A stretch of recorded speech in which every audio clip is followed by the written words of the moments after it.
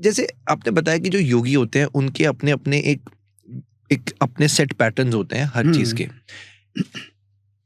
अब जो ये मुझे समझ आया कि जितना हम सुनते हैं, अगर कि हम खुद को सुनते हैं, कोई हमें क्रिटिसाइज कर रहा है, अगर उसको हम एक तरह से सहें तो उतने हम स्ट्रांग बनते हैं इंटरनली। बिल्कुल सही बात। जो आपने जैसे बताया जो महायोगियों की ट्रेनिंग होती है, दिस इज वन एस्पेक्ट, और क्या क्या एस्पेक्ट्स होते हैं महायोगियों की ट्रेनिंग में? देखो, वो सबसे पहले ना हमारी चेतना का एक्सरे करते हैं। जैसे शरीर का एक्सरे होता है ना, ऐसे भीतर का भी एक्सरे होता है, हम उसे देख नहीं पाते। अभी जो मैं 12वां खंड जो हनुमान जी लिखवा रहे हैं, तो उसमें वो अंगद से बताते हैं कि मुझे भी अहंकार हुआ था।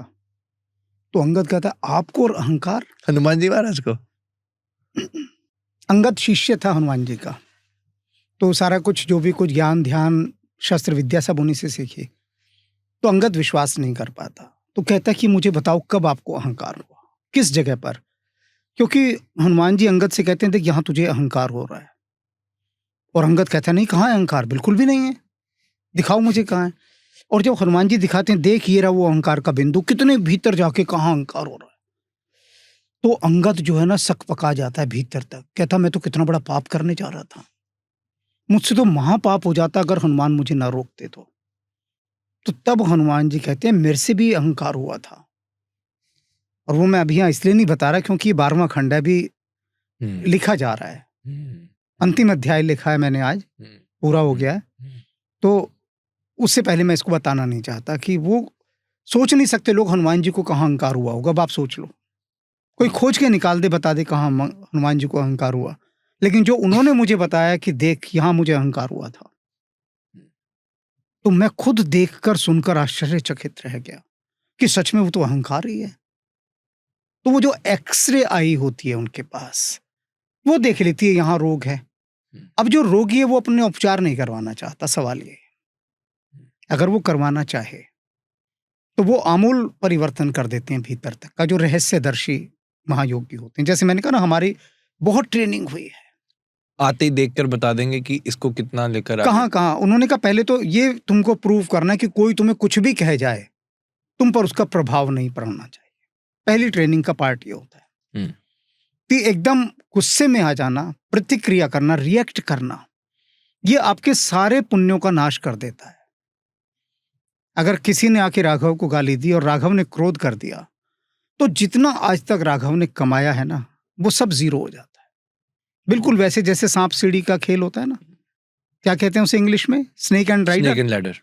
उसमें तुम 99 पर पहुंच जाओ, फिर सांप काट जाए, वो सांप काट जाए तो बिल्कुल जीरो पे आ जाते हो ना। बिल्कुल वही है।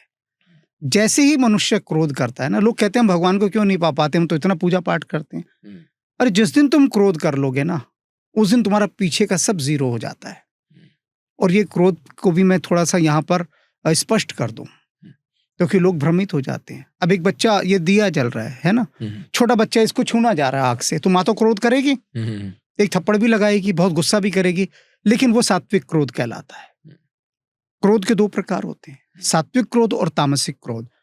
यदि आपने वह क्रोध किया जो आपका घृणा से उत्पन्न हुआ, ईर्ष्या से उत्पन्न हुआ, द्वेष से उत्पन्न हुआ, वह क्रोध आपके सारे पुण्यों का नाश कर देगा।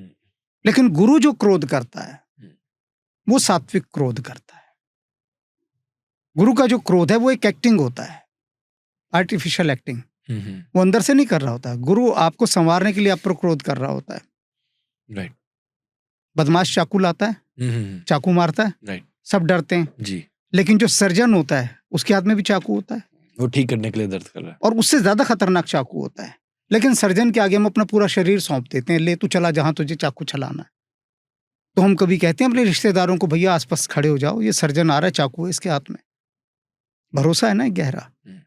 तो वो जो गुरु है वो एक सर्जन की भूमिका निभाता है। वो उन अंगों को काट के फेंक देता है जो दूषित हो चुके, अनावश्यक है। ये उसकी भूमिका होती है। बस मनुष्य सहयोग नहीं करता, वो इतना व्याकुल और इतना कच्चा हो चुका है ना, उसमें ठहराव रहा नहीं, सहन शक्ति समाप्त हो चुकी।